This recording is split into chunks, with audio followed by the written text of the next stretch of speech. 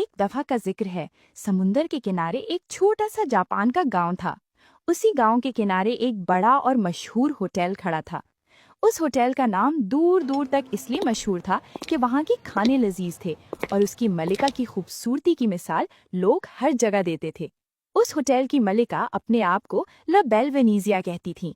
वो अपने इस नाम को बिल्कुल ताज की तरह फख्र से सर पर सजाए रखती थी। उसके बाल आधी रात की तरह गहरे सियाह, जिल्द समुंदरी झाग जैसी सफेद और नर्म, और आंखें इतनी तेज और गहरी थीं कि जैसे किसी के दिल तक झांक लेती हों। उसे अपनी खूबसूरती पर इतना गुरूर था कि वो सिर्फ यकीन नहीं करती थी, वो पूरी तरह जानती थी कि पूरी दुनिया में कोई भी औरत उसका मुकाबला नहीं कर सकती।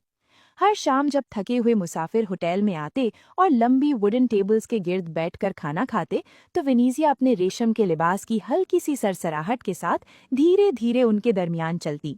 उसकी चाल में फख्र था और उसकी आंखों में अपनी खूबसूरती का नशा। फिर वो हल्का सा झुककर, मुस्कुराहट के साथ मगर दिल में गुरूर भरकर हमेशा एक ही सवाल पूछती। बताओ, आए मुसाफिर, क्या तुमने मुझसे ज्यादा खूबसूरत औरत कभी देखी है? आप जैसा खूबसूरत कोई नहीं, आपका चेहरा तो चांद से भी ज्यादा रोशन है।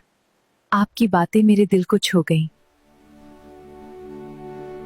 हर तारीफ पर वो उनके खाने की कीमत कुछ सिक्के कम कर दी थी, जैसे खूबसूरती भी रोटी की तरह खरीदी और बेची जा सकती हो। वैसे तो 12 सिक्के बनते हैं, मगर आपके लिए सिर्फ 6। मगर उसी होटल के सायों में उसकी बेटी सदफ मेहनत करती रहती थी। वो सिर्फ 18 साल की थी। उसके बाल लंबे पर खूबसूरत थे, जो लहराते हुए कमर तक गिरते थे, और आंखें बारिश के बाद जंगल के गहरे हरे तालाब जैसी थीं।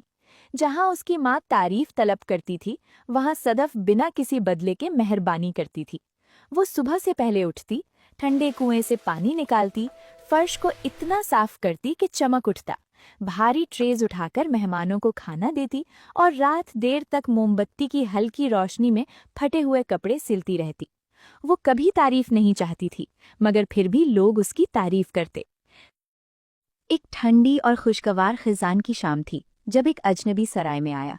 वो लंबा कद का आदमी था, सियाह ऊन की चादर में लिपटा हुआ, और उसका चेहरा सफर की गर्द और तेज हवाओं से सख्त हो चुका था। वो चुपचाप बैठकर खाना खाता रहा। जब ला बेल वेनेजिया अपने हमेशा के अंदाज में उसके पास आई और हल्का से झुककर अपना मशहूर सवाल पूछा। बताओ आए मुसाफिर, क्या तुमने अपने सफारों में मुझसे ज्यादा खूबसूरत औरत कभी देखी है? तो अजनबी ने धीरे से सर उठाकर उसकी तरफ देखा। उसने करीब झुककर हल्की मुस्कुराहट के साथ पूछा। अजनबी कुछ लम्हों के लिए खामोश हो गया। फिर उसकी नजर धीरे धीरे कमरे के दूसरे कोने की तरफ फिसली, जहां सदफ किचन के